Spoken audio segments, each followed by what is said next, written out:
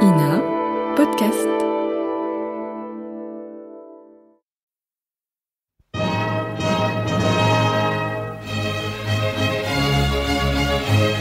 Bon baiser de partout. Une émission secrète de...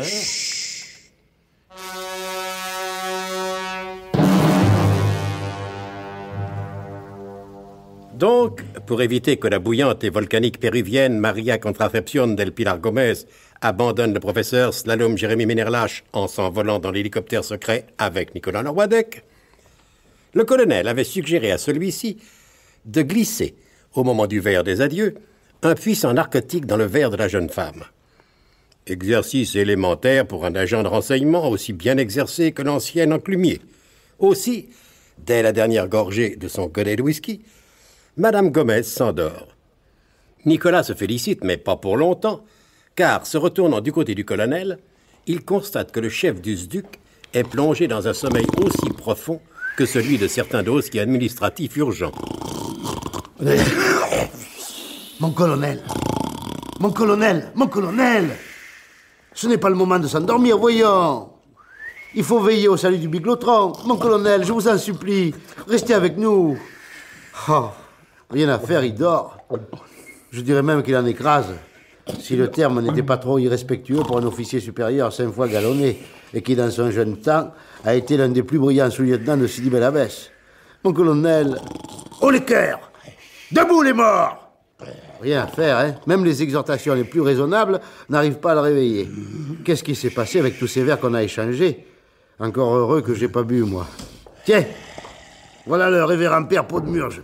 Pour une fois, il tombe bien. Mon révérend, s'il vous plaît, par ici. Eh bien, qu'y a-t-il, mon fils? Pourquoi vous agitez-vous de la sorte? Le colonel s'est endormi, mon père. Aidez-moi à le transporter dans l'hélicoptère secret. Allez, je constate que la Sénora Gomez est elle aussi dans les bras de Morphée, hein? Ah, ce ne sont pas des expressions à employer pour un ecclésiastique. Je vous savais pas comme ça, mon révérend père. Mais que s'est-il passé? Cela serait trop long à vous expliquer, mon père. Aidez-moi plutôt à transporter le colonel jusqu'à l'hélicoptère secret. La tâche sera rude. Le colonel est un homme bien portant et je vois que vous avez là, mon fils, un verre d'une boisson particulièrement roborative, bien propre à me donner les forces nécessaires pour accomplir l'effort physique que vous exigez de moi. Non, stop! Je vous en prie, mon père, n'y touchez pas. Quoi? Il est brisé? Non, c'est la glace qui est brisée. Le verre, lui, il est camé. Et pourquoi riez-vous? Parce que vous me dites que le verre est camé, alors je pense au colonel. Et ça vous fait rire?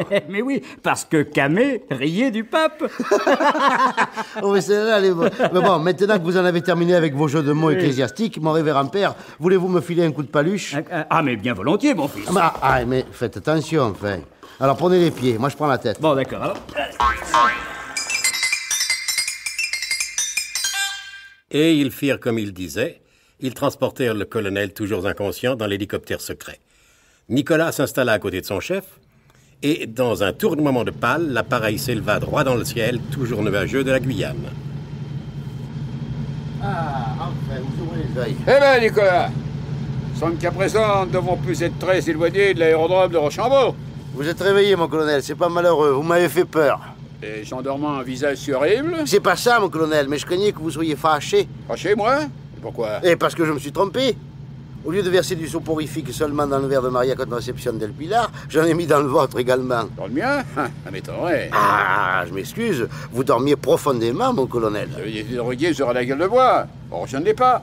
C'est un petit somme, c'est tout. Un petit somme? Il n'y avait pas moyen de vous réveiller. Eh, parbleu, c'est bien. Si vous avez été obligé de me porter avec le révérend père Pot-de-Murge. Ah ben ça, là. C'est bien amusé, d'ailleurs. Vous ne dormiez pas? Pas le moins du monde faisait semblant. Tenez, je me souviens très bien. Le camérier du pape. Ah, pas mauvais. Vous voyez bien que je ne dormais pas. Mais alors, pourquoi avez-vous fait ça, mon colonel? Parce que j'avais envie de me reposer. Eh ben... J'ai d'eau de temps en temps pour un chef de s'imposer sur ses collaborateurs les plus proches. Ah. Mais nous descendons, voici l'aérodrome de Rochambeau.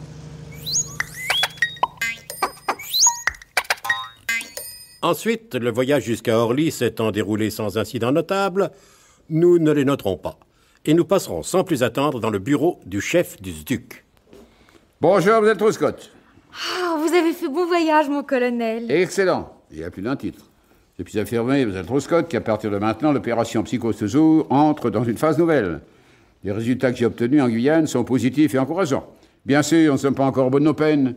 Et nous avons encore bien des détails à régler, mais j'entrevois la fin du cauchemar. Oh, tant mieux, mon colonel, vous m'envoyez particulièrement heureuse. Rien de neuf en mon absence, vous êtes au Scott? Oh non, mon colonel, rien de spécial, la routine habituelle.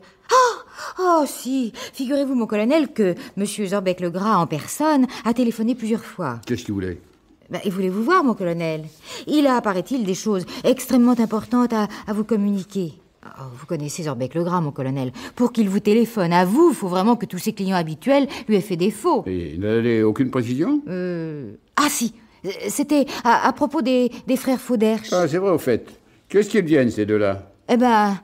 Aux dernières nouvelles, mon colonel, ils étaient justement prisonniers de Zorbeck-Legras. Mais vous savez bien toute l'histoire de la goélette, la pas fignante à l'ouvrage. Oh, une très vieille histoire. Ils sont toujours prisonniers de Zorbeck-Legras? Ça m'étonne de leur part. Ils sont assez grands pour sortir d'affaires tout seuls. Il faut croire que non, mon colonel, puisque Zorbeck prétend qu'ils sont toujours en son pouvoir. Oui, entre la réalité et ce que Zorbeck prétend, il y a aussi loin que de la Terre à la Lune. Cette fois-ci, je crois pas qu'il ait menti. Qu'en savez-vous, mademoiselle Truscott?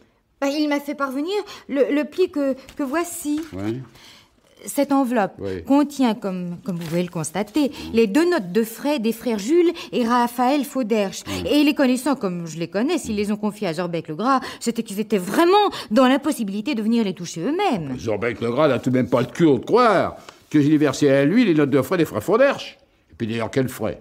Puis qu'ils sont prisonniers, ils n'ont aucun frais. J'ai cru comprendre que M. Zorbeck-Legras nous faisait parvenir ces pièces pour nous prouver qu'il détenait bien les 2 frères Fauderche. Nous avisons plus tard. Bien, mon colonel. Bon, les frères Fauderche se sont toujours débrouillés tout seuls et je vois pas pourquoi vous seriez obligé aujourd'hui de venir à leur secours. Eh bien, figurez-vous, mademoiselle Truscott, que je vais sans doute le faire. Le faire en repassé, le grand Zorbeck-Legras, ouais. Mais nous vous avisons plus tard, comme je vous l'ai déjà dit. J'ai juste le temps d'aller chez moi me changer. Oui, je dîne ce soir chez le ministre. Au revoir, vous êtes Truscott. À bientôt, Célestine. Mes respects, mon colonel. Anne Hubert. Bonjour, mademoiselle Truscott. Vous êtes seule, mademoiselle Truscott? Hélas, mon bon Nicolas. Je reviens de Guyane, comme vous le savez, mademoiselle Truscott, et j'ai un message pour vous de la part du grand vilain méchant voyou. Oh, taisez-vous, Nicolas. C'était pour la France, voyons. Ben voyons.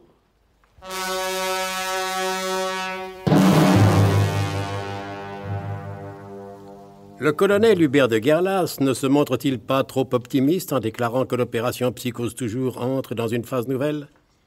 Que manigance Zorbeck-Legras. Les frères Jules et Raphaël Fauderche sont-ils capables de rédiger des notes de frais qui ne reflètent pas fidèlement les sommes exactes qu'ils ont dépensées?